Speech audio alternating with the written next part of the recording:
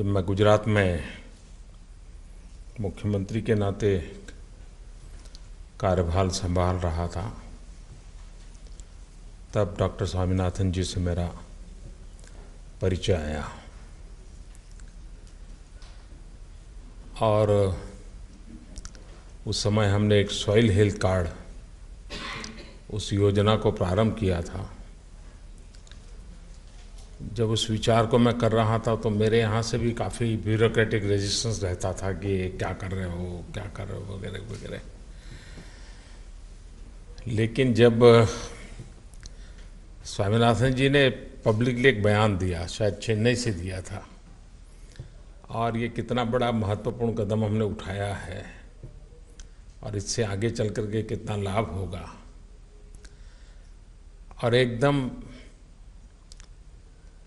मेरी सरकार में हमारे साथियों को जो चीज़ मैं समझा नहीं पा रहा था, मुझे बड़ी मेहनत करनी पड़ रही थी कि नहीं भाई इसको करना है, कैसे करना है। लेकिन जैसे ही डॉक्टर स्वामीनाथन का स्टेटमेंट आया अखबार में, सारे ब्यूरोक्रेसी का मूड बदल गया। सबको लगा कि अरे ये तो बड़ा महत्वपूर्ण काम है, अब करना है। ये मैं इसलिए कह रहा हूं कि उनकी जो तपस्या है, साधना है, इसका कितना मूल्य है वो वहाँ मैंने खुद ने अनुभव किया। अब तो वो योजना पूरे देश में लागू करने का हमारा प्रयास है, और अब वैसे वो कहे जाते हैं कृषि वैज्ञानिक, लेकिन कभी कभी मुझे लगता है वो किसान वैज्ञानिक है। उनके भीतर एक किसान जिंदा है। सिर्फ लेबोरेटरी वाला कृषि, प्रोडक्शन, क्वालिटी, इससे ज़्यादा उनके जो पेपर्स वगैरह देखें तो भारतीय संदर्भ में है, भारत की कृषि के संदर्भ में है, भारत के किसान केंद्रीय है। ये जब चीज़ें आती हैं तो वो बहुत रिलेवेंट हो जाती हैं, वरना कभी कभार जमीन से काफ़ी ऊपर बहुत सी चीज़ें आती हैं, लेकिन फिर वो बीच का गैप पूरा नहीं होता है। डॉक्टर स्वामीनाथन जी की एक विशेषता रही है कि उन्होंने जो चीज़ें जब भी प्रस्तुत की वो जमीन से जुड़ी हुई थी, और उसका परिणाम ये हुआ कि वो बहुत ही रिलेवेंट लगी और ज़्यादातर उसका उपयोग भी हुआ। आज के युवा को डॉक्टर स्वामीनाथन कैसे प्रेरणा दे सकते हैं? हमारे देश का एक प्रॉब्लम है कि राजनेताओं को सब जानते हैं, वैज्ञानिक को बहुत कम लोग जानते हैं। हर गली मोहल्ले में राजनेताओं के नाम जाने जाते हैं, लेकिन इतना बड़ा कंट्रीब्यूशन करने वाले लोगों की पहचान हमारे यहाँ होती नहीं है। शायद व्यवस्था का दोष होगा या स्वभाव का दोष होगा, जो भी होगा, लेकिन लंबे अरसे से कमी महसूस हो रही है,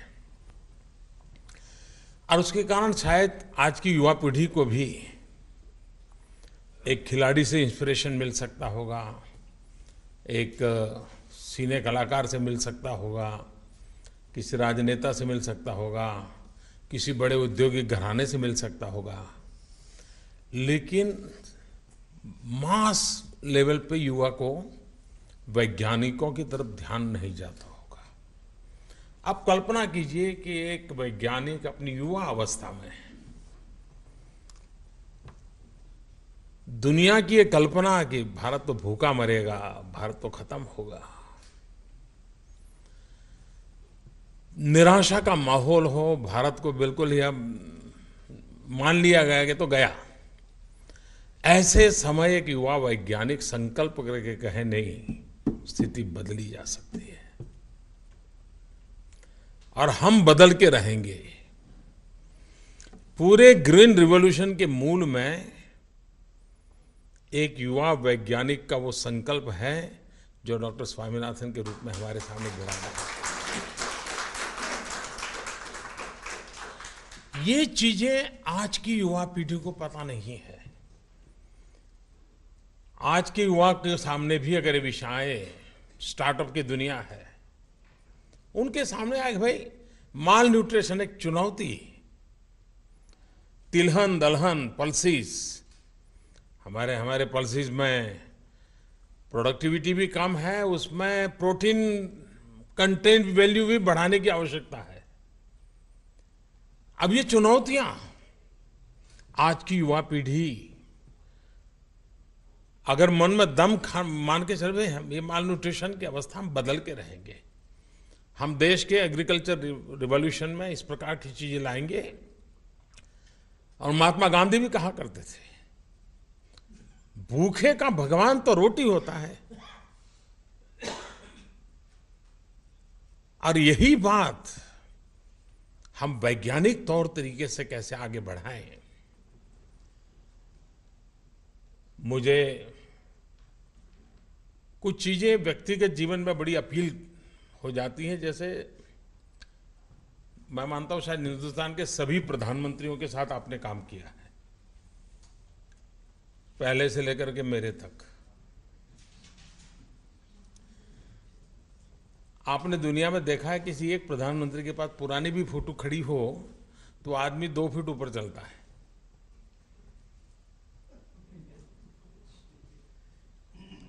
ये इतनी सादगी, इतनी सरलता, कभी ये चीजें स्वामीनाथन जी में रिफ्लेक्ट नहीं देखी मैंने। और ये चीजें मैं किताब के आधार पर नहीं कह रहा हूं, अपने अनुभव से कह रहा हूं। मैं गुजरात था तो ऐसे ही सिंपल वे में आते थे, मिलते थे, और जब मिलते थे तो पता भी नहीं चलता था कि ये इतने बड़े आदमी हैं, पता ही नहीं चलता था जी। ये अपने आप में सार्वजनिक रूप में सफलता को पचाना कैसे, ये बहुत सीखने जैसी चीज है। एक व्यक्ति के रूप में चेहरे पर प्रसन्नता, शायद ही किसी ने उनको चेहरे पर अप्रसन्न देखा हो, वरना ज्यादातर वैज्ञानिक, मुझे माफ करना यहां बैठे हो तो, वो 21वीं सदी में भी ऐसे जीते हैं जैसे 18वीं शताब्दी में हो। सारी दुनिया का बोझ उनके ऊपर होता है, खोए से रहते हैं, परिवार के लोग भी परेशान रहते हैं कि बोलते क्यों नहीं है। इनके जीवन में बड़ा उल्टा है। सदा प्रसन्न चित्त, ये अपने आप में बड़ी, और ये तब होता है कि जब जीवन की कुछ चीजों को इंटरनलाइज किया हो। दिमागी ज्ञान से संभव नहीं है, रगों में वो बातें जब दौड़ती हैं तब ये संभव होता है। और मैं मानता हूं कोई न कोई ईश्वरीय कृपा रही होगी, कोई न कोई उनकी माता पिता के संस्कारों के कारण रहा हो, ये उन्होंने अपने जीवन में पचाया है। हमारे देश में कृषि क्षेत्र को लेकर के आज भी चुनौतियां वैसी की वैसी हैं।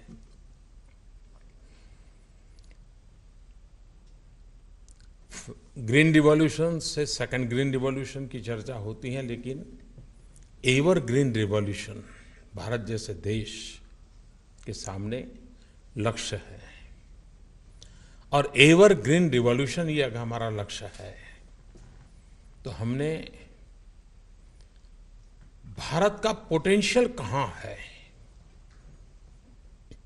उसको पहले एक बार मैपिंग करने की आवश्यकता है। कुछ मात्रा में होता है। अब हिंदुस्तान का पूर्वी हिस्सा आर्थिक रूप से हमें बहुत इम्बैलेंस दिखता है।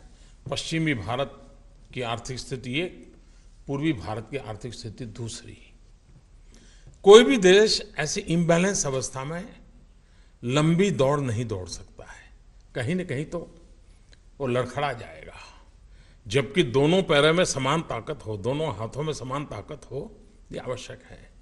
अब पूर्वी हिंदुस्तान में जैसे पश्चिमी भारत ने गेहूं के द्वारा, धान के द्वारा फर्स्ट एग्रो रिवॉल्यूशन को लीड किया, एवरग्रीन रिवॉल्यूशन को लीड करने की ताकत पूर्वी हिंदुस्तान के राइस में है, चावल में है। और मैं मानता हूं पानी है, जमीन है, मेहनती लोग हैं, वैज्ञानिक इंटरवेंशन की आवश्यकता है, टेक्नोलॉजिकल इंटरवेंशन की आवश्यकता है। ये अगर हम करने में, और सरकार इन दिनों उस दिशा में काम कर रही है, डॉक्टर साहब से भी काफ़ी हम सुझाव लेते रहते। अभी पिछले दिनों भी मैं मिला तो इसी विषयों पर मैंने उनसे चर्चा की, मुझे ज़रा इसमें आप गाइड कीजिए। आज वो आए और हमारे टीम को काफ़ी पूरे दिन सुबह उनको पढ़ाया भी कि देखो भाई ये हो सकता है, ये हो सकता है। तो कोशिश ये हमारी कि भाई इस क्षेत्र में कैसे काम करें। अब ये बात सही है कि जनसंख्या बढ़ रही है, जमीन बढ़ने वाली नहीं है, कम होने वाली है। तब सॉइल मैनेजमेंट ये बहुत अहम आवश्यकता बन जाती है। होलिस्टिक अप्रोच कैसे हो, इसके लिए हमारी प्रोडक्टिविटी कैसे बढ़े। हमारे पास मार्जिनल फार्मर्स 85% है देश में। ऐसी स्थिति में हमारे किसान कम जमीन में भी ज्यादा उत्पादन, और उत्पादित चीजें भी सिर्फ खुद के पेट भरने के लिए नहीं, उसकी अपनी इसकी मार्केट वैल्यू ऐसी हो, कि क्वालिटी ऐसी हो, ताकि वो अपनी रोजी रोटी कमा सके। हम इस दिशा में कितना बल दे सकते हैं। उसी प्रकार से पानी का संकट, सारी दुनिया में इसकी चर्चा है। हम रिसाइकलिंग करें, हम वाटर कंजर्वेशन करें, सारा करने के बावजूद भी पानी एक चुनौती है, इस मान के चलना चाहिए। और पानी एक ऐसा विषय नहीं है कि जब आएगा तब देखा जाएगा, जी नहीं। अगर 20 साल 50 साल पहले सोच करके एक एक चीज को अभी से करना शुरू करेंगे, तब जा करके। अब इस विषय पर समाज में वो सेंसिटिविटी तुरंत नहीं आती है। जैसे एयर पॉल्यूशन, इवन कितने ही पढ़े लिखे व्यक्ति हो गए, इसका कितना संकट होगा समझते समझते देर चली जाती है। पानी के संकट को भी सामान्य मानवी को संकट के रूप में अनुभूति कराना बड़ा कठिन है। और इसलिए वाटर कंजर्वेशन के साथ साथ हम पानी का उपयोग किस प्रकार से वैज्ञानिक तरीके से करें, पर ड्रॉप मोर क्रॉप, इस फिलॉसफी को लेकर के काम करने का प्रयास वर्तमान में चल रहा है। नदियों को जोड़ने का एक अभियान, अगर कॉस्ट इफेक्टिव फार्मिंग की ओर जाना है तो हमें पानी पहुंचाना पड़ेगा। उसी प्रकार से सॉइल मैनेजमेंट का ही मैं एक हिस्सा मानता हूं कि हम अनाप शनाप जो केमिकल का उपयोग कर रहे हैं, फर्टिलाइजर का उपयोग कर रहे हैं, जो हमारी जमीन को तबाह कर रहे हैं। नदी तट पर जो खेत हैं, वहां पर लोगों को लगता है कि पॉल्यूशन इंडस्ट्री से होता है। कभी कभी चिंता का विषय है कि उसके 2-4 किलोमीटर के रेंज में जो खेत है जहां केमिकल उपयोग होता है, और वो पानी बारिश के बाद जब जमीन को धोकर के नदी में जाता है तो कैसे भयंकर केमिकल लेके जाता है।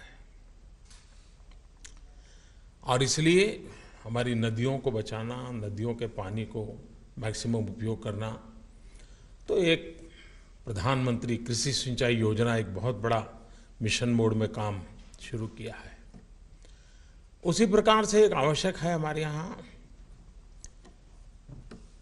कभी कभार कुछ न कुछ कारण से जो बोलचाल में जो विषय होते हैं उसको हम निग्लेक्ट करते हैं।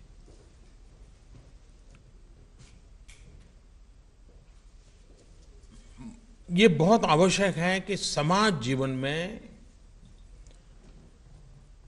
दशकों से, सदियों से जो बोलचाल के विषय होते हैं, उसके अंदर एक बहुत बड़ी ताकत होती है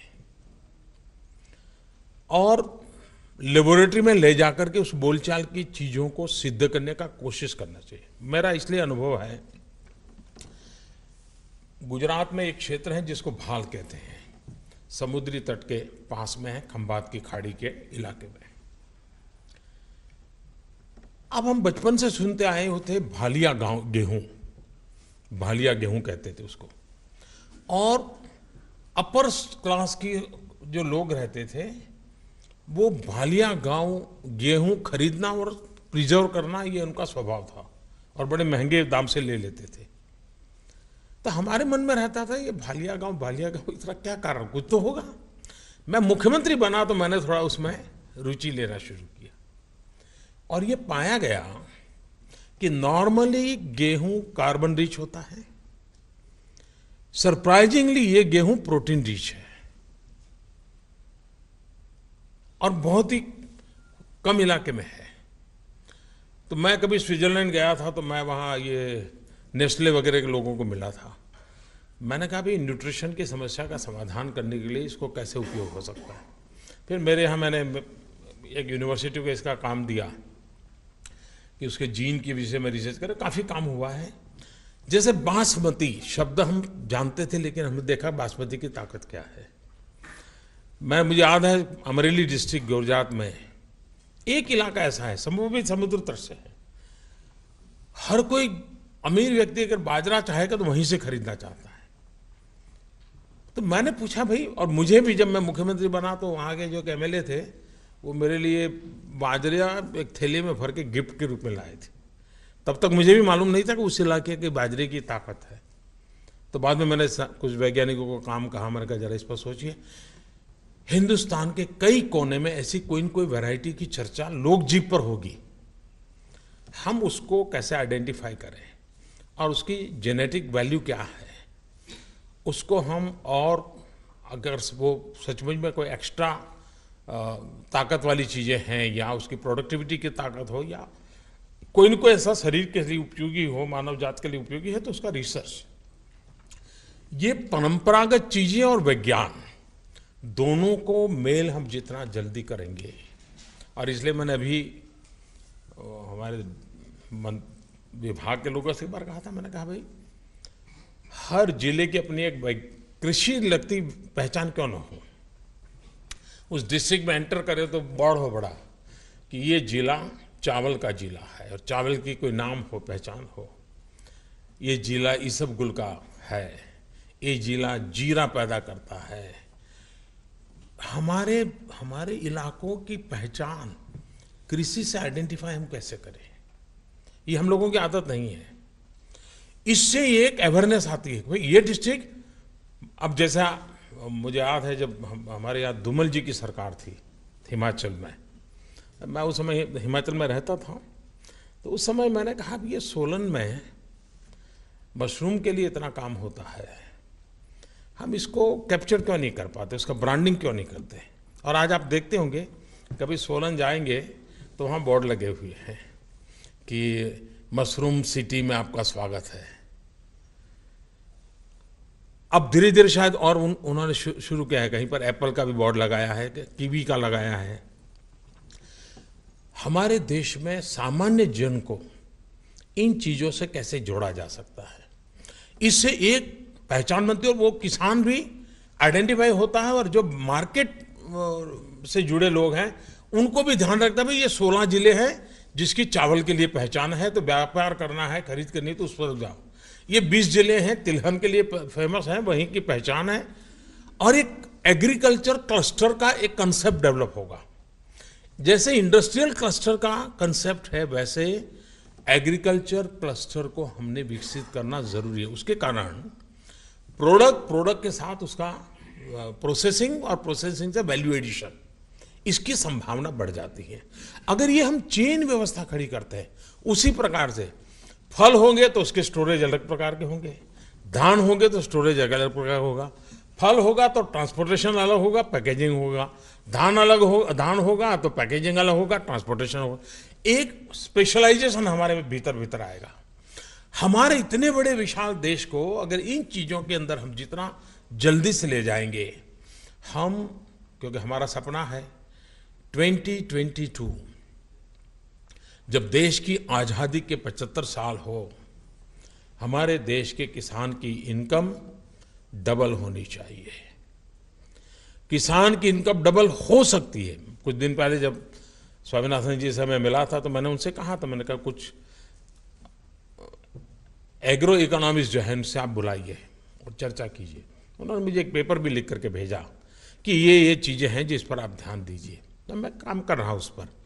मेरा कहने का तात्पर्य यह है कि हम एक टारगेट के साथ काम करें। एक तो कॉस्ट कैसे कम हो, उत्पादन कैसे बढ़े और उत्पादन का वैल्यू एडिशन कैसे हो, इन तीन चीज़ों की ओर। अब जैसे नीम coating urea,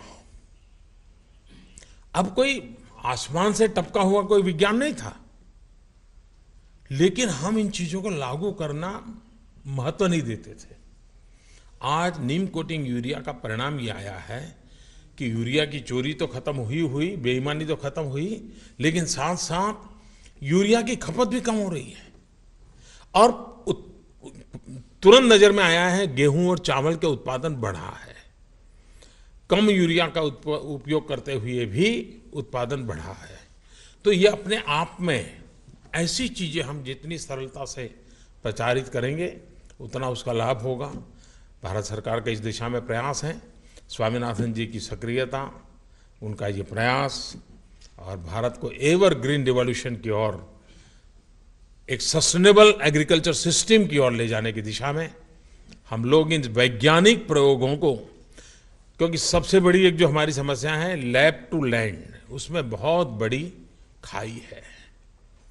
lab to land ये हमारा टारगेट होना चाहिए। वैज्ञानिक जो जिंदगी खपा देता है एक चीज देश को देने के लिए, वो खेत तक नहीं पहुंचती है। खेत तक कैसे पहुंचे किसान, और खेत तक तब तक नहीं पहुंचती जब तक कि वो किसान के दिमाग में पहले नहीं पहुंचती। ये एक ऐसा उद्योगपति के दिमाग में कुछ हो जाना, उसको जेब में पैसा आना चाहिए, वो करेगा। किसान का ऐसा नहीं है। किसान जल्दी रिस्क नहीं लेता है। इन दिनों प्रधानमंत्री कृषि सिंचाई फसल बीमा योजना जो लाए हैं, उसने एक बहुत बड़ा कंट्रीब्यूशन किया है। इसके पूर्व कृषि में, फसल बीमा योजना में जितने लोग आते थे, इस नई प्रधानमंत्री फसल बीमा योजना के कारण 7 गुना लोग उसके कवर में आए हैं।